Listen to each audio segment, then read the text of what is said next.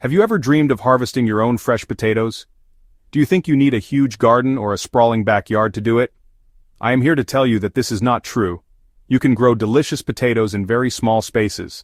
A sunny balcony, a little patio, or even a bright doorstep can become your personal potato farm. It is much easier than you might think. Growing your own food is one of the most rewarding things you can do. Let's get you started on this exciting journey right where you live. You're about to discover the magic of turning a small space into a productive garden.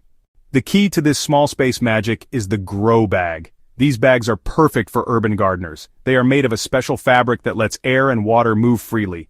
This is very important for potato plants. Healthy roots need oxygen to breathe, and good drainage prevents them from rotting in wet soil. Unlike heavy ceramic or plastic pots, grow bags are lightweight and easy to move around. You can find them in many different sizes. For potatoes, a 10-gallon or 15-gallon bag is a great choice. It gives the potato tubers enough room to form and grow underground, leading to a bigger harvest for you. Now let's talk about the potatoes themselves. You cannot just plant a potato from the grocery store. Those potatoes are often treated with chemicals to stop them from sprouting.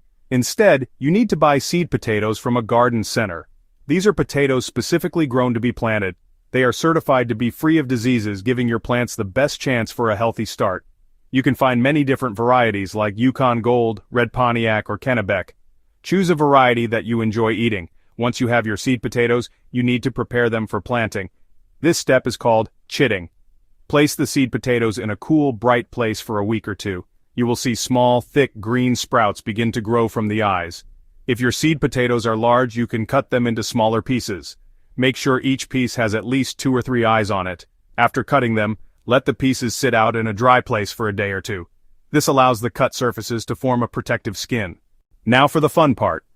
Planting.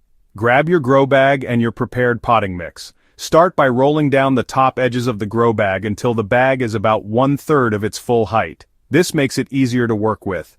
Now, fill this bottom section with your potting mix. You should have about 4 to 6 inches of soil in the bag. Take your prepared seed potato pieces. Gently place them on top of the soil layer, spacing them out evenly. In a 10-gallon bag, you can plant about 3 to 4 potato pieces. Place them with the cut side down and sprouts facing up. After placing your potato pieces, cover them with another layer of potting mix. You want about 3 to 4 inches of fresh soil on top. Once they are covered, give them a gentle watering. The soil should be moist like a wrung-out sponge but not completely soaked. Finally, place your grow bag in the sunniest spot you have. Potatoes need at least 6 to 8 hours of direct sunlight every day. Now all you have to do is wait and watch. In a week or two, you should start to see the first green shoots poking up through the soil. This is always an exciting moment. It is the first sign that your urban gardening adventure is officially a success. As your potato plants grow, you'll notice their green stems and leaves getting taller.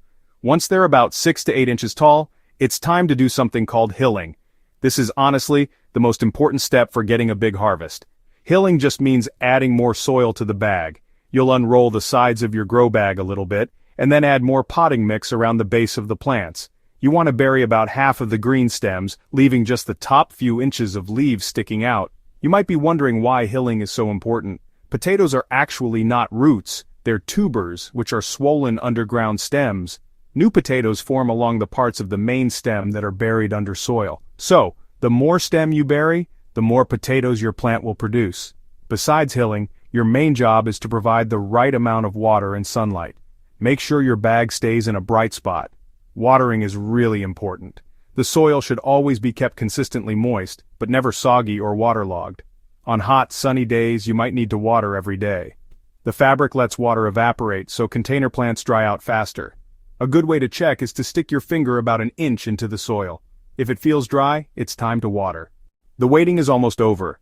So, how do you know when it's time to harvest? Well, the plant will give you clear signals. After about 70 to 120 days, you'll see the potato plant begin to flower. These flowers are a good sign that the plant is mature. Small potatoes are forming underground.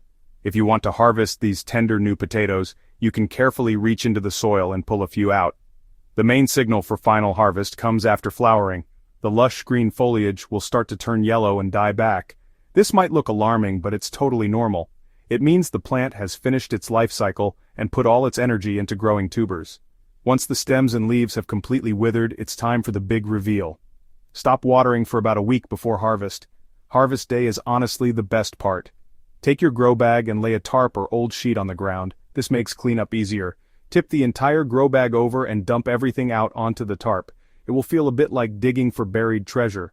Sift through the soil with your hands and pull out all of your homegrown potatoes. You'll find potatoes of all different sizes.